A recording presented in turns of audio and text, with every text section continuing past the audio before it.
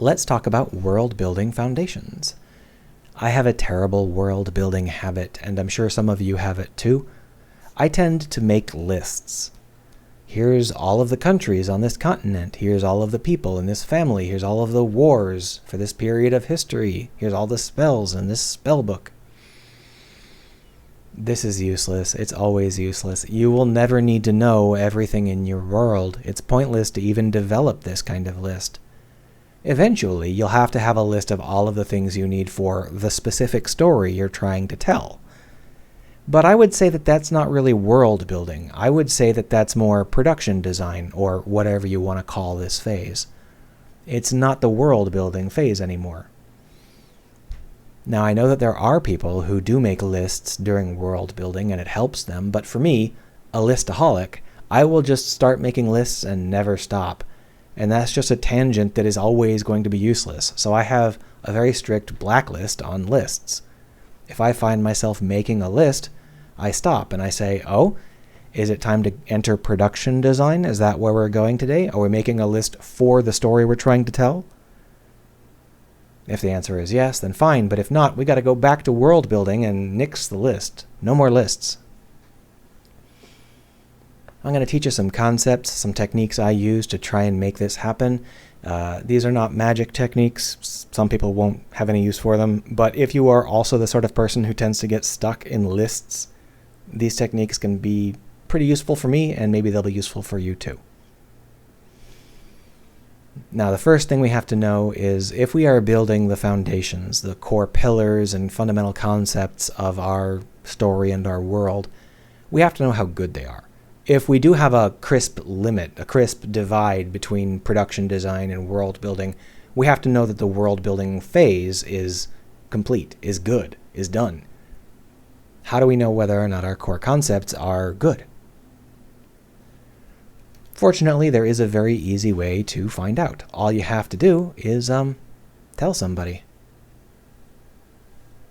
Hey, I'm making this game. I'm writing this book. I'm filming this movie. It takes place in a world where... concept. At this point, the person you're talking to will have one of two responses. The first response is that they will lean forward slightly and wait for you to continue. At this point, you'll usually find yourself listing all of the cool things in your world in an attempt to get them interested. Oh, it's got dragons and you can climb on them, and it's got magic and you can customize it, and so on and so forth.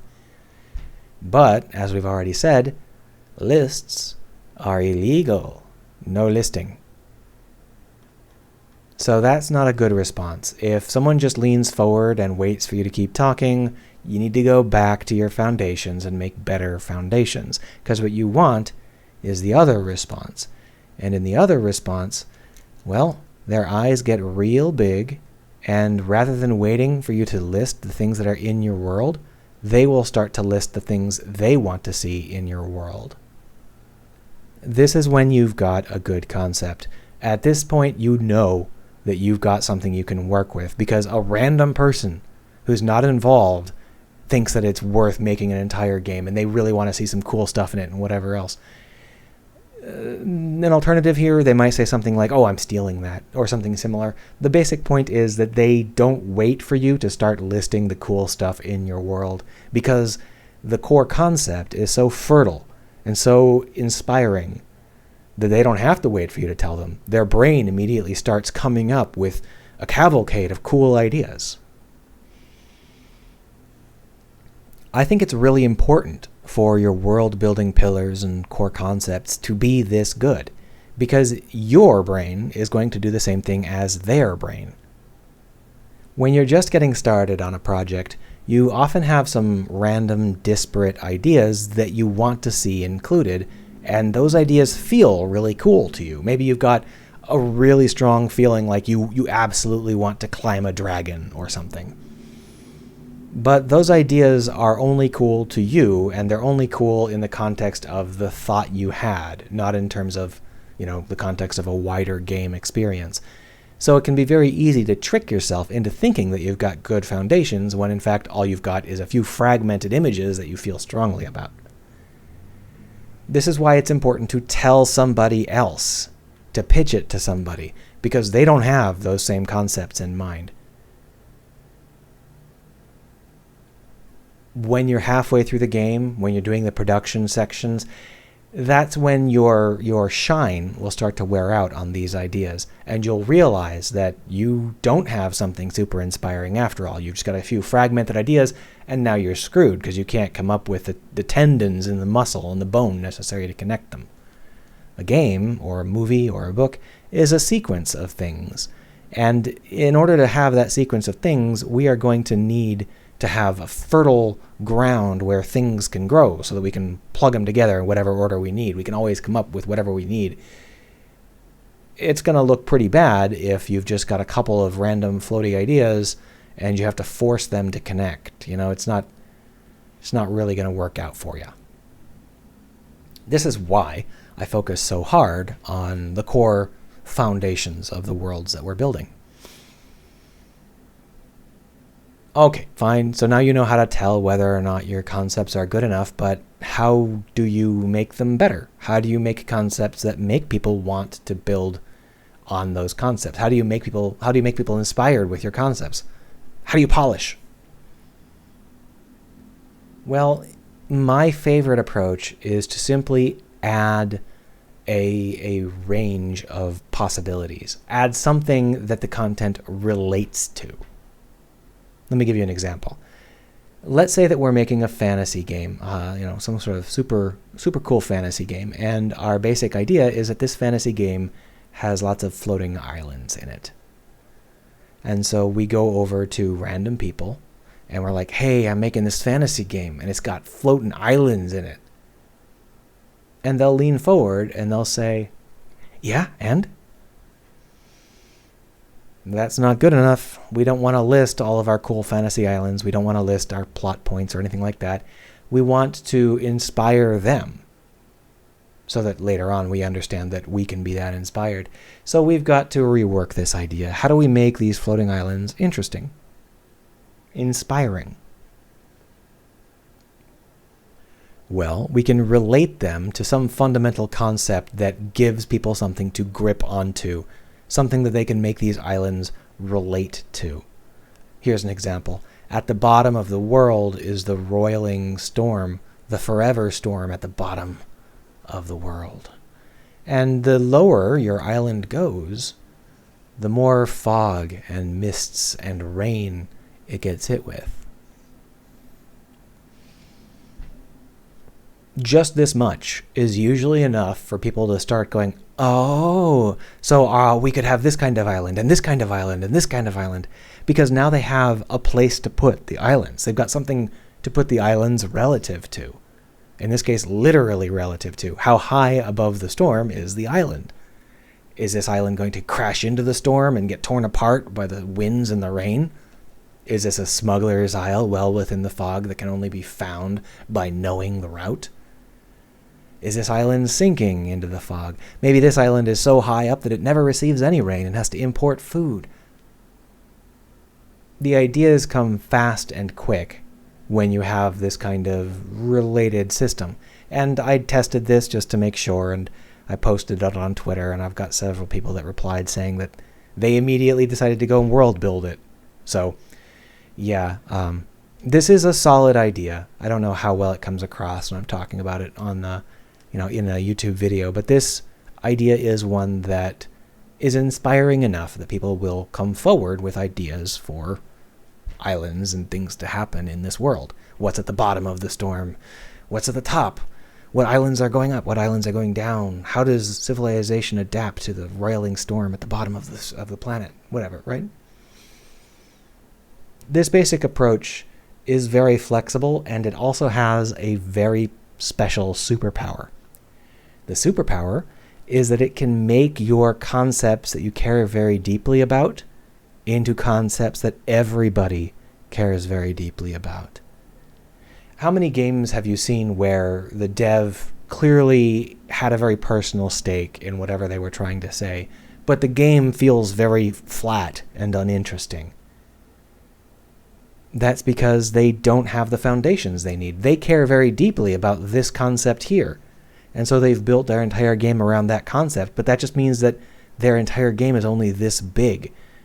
And all of the content they added in to support that is just out floating in the wilderness with no connection, or is inside this tiny little bubble. Let me give you an example.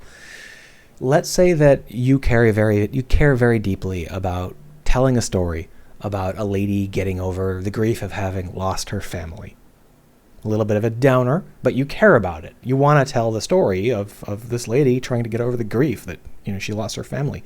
And you're going to do that by making a ghost adventure. Like, she's constantly seeing ghosts, and it's an adventure game where you have to solve the puzzles and get the ghosts to their final resting place and so on. And at the end of the game, you realize, oh, she's actually dealing with her own grief. This is the sort of concept that will typically result in an extremely flat game. All of the concepts are going to feel like they're either too on the nose or completely unrelated. And that's a problem. It doesn't matter how much you care about the concept, because nobody else is going to. But we can rework this idea. If we make this concept inspiring while still being completely about the thing we care about, then we can connect to everybody. So let's come up with an example. We've got a lady, and she is trying to solve puzzles, and we've got ghosts that she has to solve puzzles about, How can we make this something where everybody wants to chip in with their own ideas for how these things work? Well, we have to decide what we want to connect to in this. Do we want the ghosts to vary? Do we want the story of how she deals with the ghosts to vary? Do we want the people who are near the ghosts to vary? What is the variation here? Back when we were dealing with those floating islands, we wanted the floating islands to vary. In this case, what do we want to vary? Well, if this is supposed to always be related to the woman trying to process her grief, then it would make sense for all of these ghosts to be related to the concept of grief. And so what we want to do is we want to come up with some kind of concept where everybody instinctively can put their finger on the idea and say, oh, well, then here's a ghost about this, and here's a ghost about this, and here's a ghost about this. Is that possible? Can you think of any concepts that would allow for that kind of flexibility, that kind of sparkling emission from everybody who hears about it? Well, let me pitch you a B- version, and you can see whether or not you can improve on it in the comments below. Let's say that every ghost is not, a classical ghost, but these are instead formed by the memories of the living who can't let go of what they remember about the ghost. So, in the dark of night, when their minds linger on their memories of their lost loved ones or not so loved ones, those memories cast out into the world in fragments and broken mirrors and shadows of what the memories actually are. If you remember the laughter of your lost wife or something, well, in the night, everybody who hears that will hear a shadowy, distant giggling coming out of the trees and the bushes and all around them. Oh, are you remembering that time when you went to Acapulco together and you had a great time near the ocean? At night, that means that the city turns into a rainforest, and the black tar of the roads becomes a black ocean with shadowy waves lapping up against the sidewalk. But the ghosts you really have to watch out for are the ones by people who can't forgive the dead, not by the ones who remember them fondly.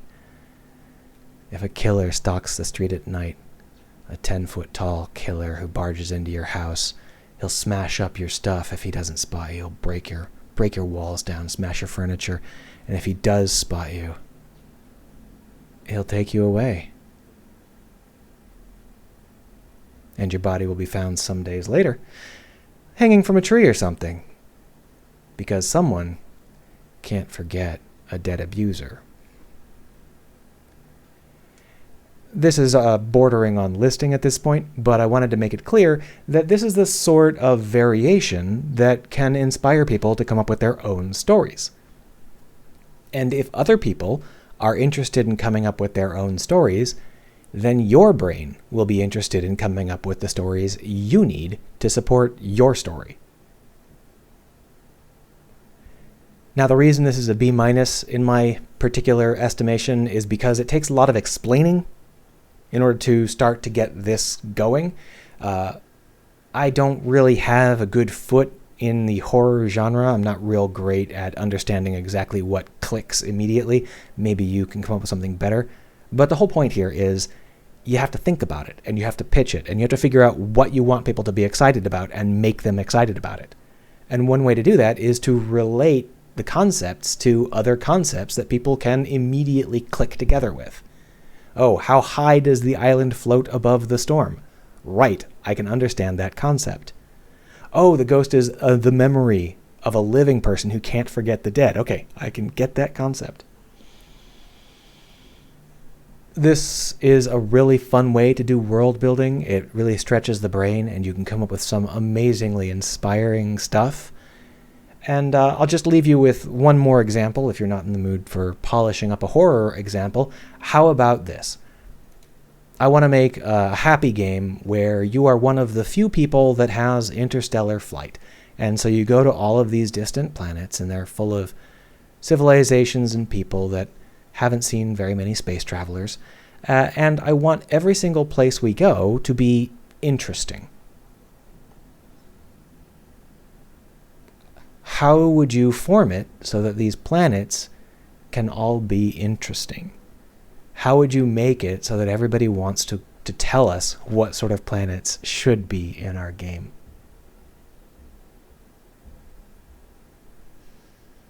That's the most basic world building advice I can give you. I hope it was helpful. Feel free to leave some comments down below about what your take is on the matter. See ya.